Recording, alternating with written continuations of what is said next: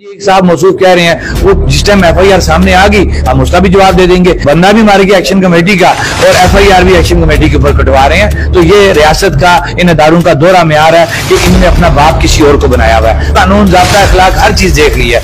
अब कोई एसओपी नहीं होगी, अब कोई कानून ज़ाब्ता नहीं होगा, अब बराबरी की सतह पे बात होगी। जितनी बदमाशी रियासत ने करनी थी ना। अस्सलाम वालेकुम नाज़रीन, खास मैं आपकी खिदमत में हाजिर हूँ। शौकत नवाज मीर मेरे साथ मौजूद है, इनसे बात करेंगे जो मौजूदा सूरत है। सर, एक तो 2 एफआईआर जो है वो मंजर आम पर आई और एक मुस्लिम कॉन्फ्रेंस की जानिब से जो अमन मार्च के शुरका थे उनकी जानिब से भी उनका जो राजा साकिब मजीद है उनका ये कहना है कि आपके ऊपर और 2000 नामालूम अफराद के ऊपर एफआईआर काटी गई है। इस पे आपका क्या लाएअमल होगा या क्या डिसाइड क्या हुआ था चीजों में जो आपके और हुकूमत के माबैन माहिर? सर देखें, सोशल मीडिया का दौर है, कुत्ता कान ले गया तो सारे उधर दौड़ जाते हैं। सोशल मीडिया की खबर ऑथेंटिक नहीं होती।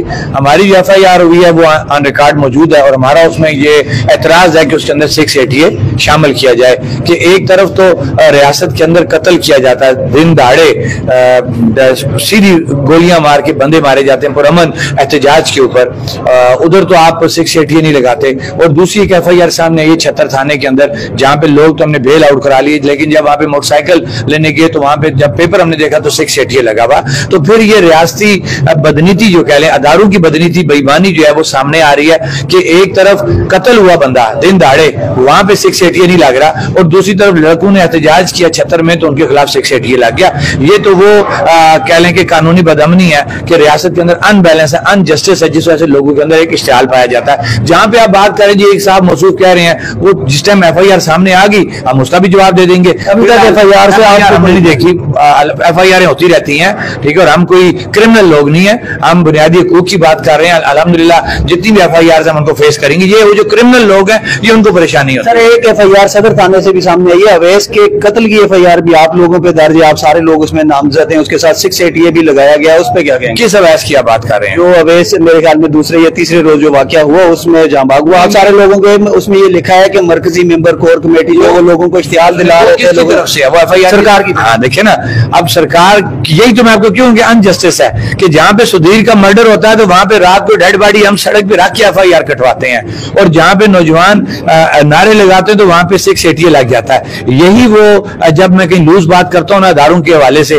पुलिस और इंतजामिया के हवाले से, तो उसको दिन को तकलीफ हो जाती है। ये वो तकलीफ का बेसिक पॉइंट है कि जनाब बंदा भी मार गया एक्शन कमेटी का और एफआईआर भी एक्शन कमेटी के ऊपर कटवा रहे हैं। तो ये रियासत का इन अदारों का दोहरा म्यार है कि इन्होंने अपना बाप किसी और को बनाया हुआ है। माजरत के साथ मैं लूज टाक कभी नहीं करता, लेकिन जब इस तरह का होगा कानून कि हुआ क्या वाकया और आप एफआईआर क्या कटवा रहे, तो फिर ये साबित होता है कि इन एफआईआरों पे सारे सिस्टम इसी तरह चलती है और इन पे स्टैंड करती है सरकार भी और ये आपके खिलाफ कार्रवाइयां शुरू की जाती है। तो क्या अब ये बातें खत्म हो गई हैं। हमने बहुत कानून ज़ाब्ता अखलाक हर चीज देख ली है।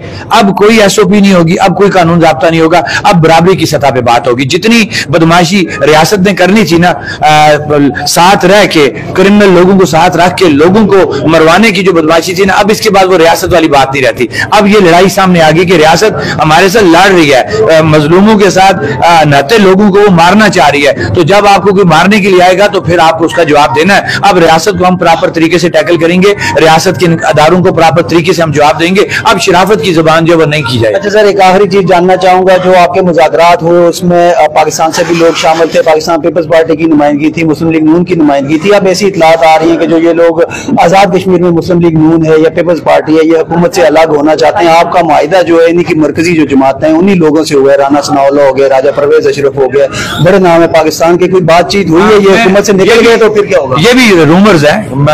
रात को आपको रात को मैं आपको बता रहा हूँ ना, हमारा मैंने स्टेज से जिक्र किया था, वो भी किसी ने तोड़ मोड़ के और खबर लगाई हुई है कि मैंने ये कहा था जी अंजुम जमान साहब ने मुझे चिट भेजी है। वो चिट क्या थी कि राना सनाउल्लाह साहब को उनकी कॉल आई है और वो ये कह रहे हैं कि हमारी पूरी कमेटी को बुलाया था वज़ीर-ए-आज़म पाकिस्तान ने, और उन्होंने कहा कि जो जो कमिटमेंट साहब वहां पे पूरी करके आए हैं मन उन पे अमल दरामद करना है और मजीद भी अगर कुछ चीजें हैं उनको सेटल करना है। तो जब रियासत पाकिस्तान का जो हेड है वो ये आपको श्योरिटी दे रहा है और राना सनाउल्लाह उस कमेटी के सीनियर तरीन बंदे थे, हमें बड़ी खुशी है कि उन जैसा मैच्योर सियासतदान हमारी कमेटी में था। अगर वो हमें ये पैगाम देते हैं वज़ीर-ए-आज़म पाकिस्तान का, तो फिर ये छोटे मोटे जो लोग हैं इनकी बातों पर अहमियत नहीं देनी चाहिए।